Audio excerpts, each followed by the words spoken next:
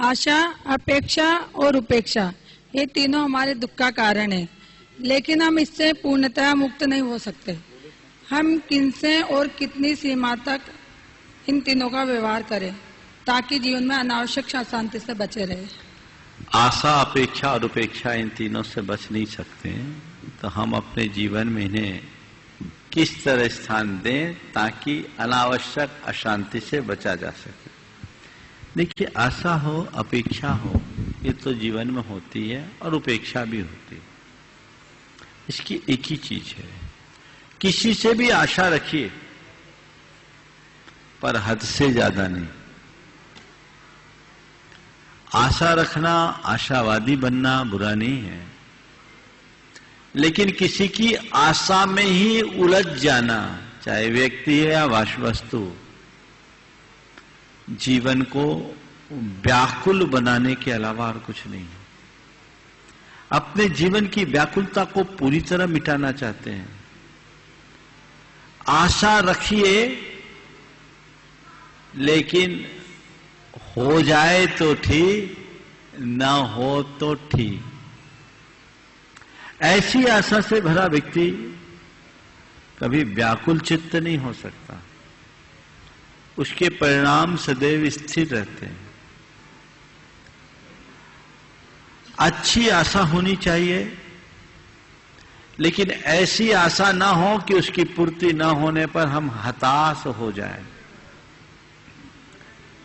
हम अच्छा कर्म करने की आशा से प्रयास करें और सब कुछ करने के बाद भी परिणाम हमारे अनुकूल ना हो, आशा के विपरीत हो, तो अपने आप को निराश ना करें। इतनी समझ अपने मन में हो तो आशा हमारे लिए बाधा नहीं होगी। जहां तक अपेक्षा और उपेक्षा का सवाल है, बिना अपेक्षाओं के संसार चलता नहीं। आप यहां आई हो, बड़ी आशा लेकर आई कि वहां जाऊंगी तो दर्शन तो मिल ही जाएंगे, और अपेक्षा रख करके प्रश्न कर रही हो। आशा थी कि मुझे प्रश्न में मौका मिलेगा, और अपेक्षा है कि महाराज मेरे सवाल का अच्छा उत्तर देंगे, है ना? ये अपेक्षा अच्छी बात है, इसमें कोई बुराई नहीं है। आप आई, प्रश्न पूछी इसी आशा और अपेक्षा से कि मुझे इसका उत्तर मिलेगा, और मैंने यदि आपके प्रश्न को टाल दिया तो क्या होगा? अरे इतना सोच कर आए थे, महाराज ने तो मौका ही नहीं दिया, हमारे सवाल को ही नहीं सुना। आप निराश होगी, उपेक्षित होगी, अपने आप को उपेक्षित महसूस करेंगे। लेकिन यदि यहां आपकी सोच सकारात्मक होगी तो आप ये सोचोगे कि चलो आज मैं कितना भाग्यशाली हूं कि कम से कम मुझे अवसर तो मिल गया, मैंने तो सोचा था कि घुसने भी नहीं मिलेगा। मुझे कम से कम प्रश्न पूछने का मौका तो मिल गया, बहुत लोगों को मौका भी नहीं मिल पाता। ये एक दृष्टिकोण है। अगर आपकी सोच सकारात्मक होगी तो अपेक्षा कितनी भी हो, उसकी पूर्ति न होने पर आप अपने आप को उपेक्षित महसूस नहीं करेंगे। तो अपेक्षा कितनी रखें और अपेक्षा की पूर्ति न होने पर क्या करें? अपेक्षा रखें, मेरा काम प्रश्न करने का है, अब उत्तर देना नहीं देना महाराज की मर्जी। मैं आपसे बंधा तो नहीं हूं ना कि शंका समाधान का सोच चलता है तो हम आपके कोई नौकर हैं, गुलाम हैं, बंधे हैं, आपने पूछा तो उत्तर दें ही, मेरी मर्जी। बोलो सही है कि नहीं? कोई हमको पगार देते हो?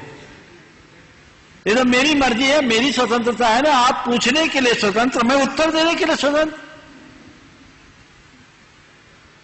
सोच सकते कि नहीं सोच सकते? मैंने किसी से अपेक्षा रखी कि वो मेरे लिए ये कार्य करे, ठीक है, ये अपेक्षा मैंने रखी, नहीं किया, ठीक है, कोई बात नहीं। उसको समझ में नहीं आया, नहीं किया, नहीं कर सका, हम उस पर चार्ज क्यों लगाएं, उस पर आरोप क्यों लगाएं, उसको लेकर अपने मन को अशांत क्यों करें? इतनी सी तो समझ चाहिए। सास है, बहू से अपेक्षा है कि बहू घर में आई है, पूरा घर संभालेगी, हमारे लिए पूरा मान सम्मान देगी, मेरे आगे पीछे होगी, मेरी व्यवस्थाएं देगी, और बहू आ गई हुक्म चलाने वाली मान लो। खैर तुम्हारी बहू ऐसे नहीं होगी तो लोग ये उदाहरण दे रहा हूं, नहीं तो लोग कहेंगे किसको टारगेट बना। ऐसा भी होता है, हुक्म चला, अरे क्या सोचे, मेरे तो सारे सपने टूट गए। ये बताओ सपने आज तक पूरे किसके हुए? सपने तो टूटने के लिए होते, जो टूटे नहीं वो सपना कहां? हर सपना टूटने के लिए होता है।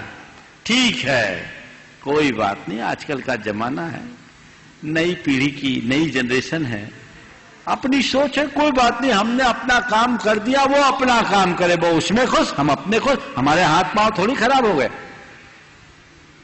ये सोच भी तो रखी जा सकती है।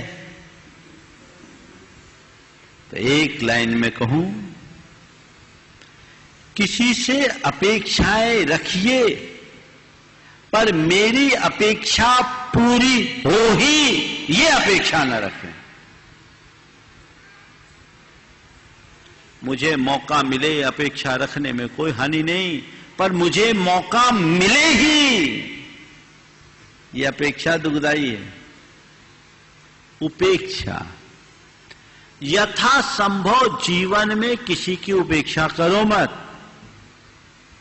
और कोई तुम्हारी उपेक्षा कर दे तो अपने को उपेक्षित महसूस करो मत। बस हम लोगों की उपेक्षा से कम स्वयं को उपेक्षित महसूस करने से ज्यादा परेशान है। कई बार सामने वाले को की उपेक्षा नहीं होती, पर हम अपने आप को उपेक्षित महसूस कर लेते। कई बार तो मेरे साथ ऐसा हुआ, बड़े भक्त लोग होते हैं, अक्सर आते हैं, जब आए उनसे बात कर लिया, आशीर्वाद दे दिया तो बड़े खुश होते हैं। अब उनकी अपेक्षाएं कि महाराज हैं, महाराज के खास हैं। अब पता नहीं सब अपने आप को महाराज का खास मानते, पर एक बात ध्यान रखना, महाराज कोई के नहीं है, महाराज तो निपट अपने हैं, पर लोग सोचते हैं। अब एक बार ऐसा हुआ, एक भाई अक्सर आता था, एक दिन मैं व्यस्त था, वो कब आया कब चला गया मेरा ध्यान भी नहीं गया। वो व्यक्ति अंदर से बड़ा पीड़ित हुआ, महाराज हमसे नाराज है। हुआ क्या, वो एक ऐसे व्यक्ति से आया था जो कुछ समाज विरोधी गतिविधियों में संलिप्त था, उसके साथ आया था। अब उसके मन में देखो, चोर तो अंदर काटता ही है, पर समाज विरोधी गतिविधियों में संलिप्त व्यक्ति के साथ वो आया। मुझे कोई पता नहीं, मैं अपनी व्यस्तता में था, वो आया कब गया कोई पता नहीं। हफ्ता भर बाद 3 पेज का खर्रा मेरे पास भेज दिया, अपनी व्यथा, महाराज मुझे बड़ी वेदना हो रही है, आपने मुझे ऐसा समझ लिया, मैं तो आपका परम भक्त हूँ, ये हूँ, मुझसे कोई गलती हो, मुझे देखिए, मुझे 3 दिन से नींद नहीं आ रही है, मैं अब क्या करूँ, जो प्रायश्चित देना दे दे। पूरी रामायण। हमने कहा भैया, फिर पूछा वो आदमी कब आया था? बोले महाराज आया था। बोला हमें पता ही नहीं। तो कई बार सामने वाला हमारी उपेक्षा न करे तो भी लोग अपने आप को उपेक्षित महसूस करने लगते। ये हमारी दुर्बलता है।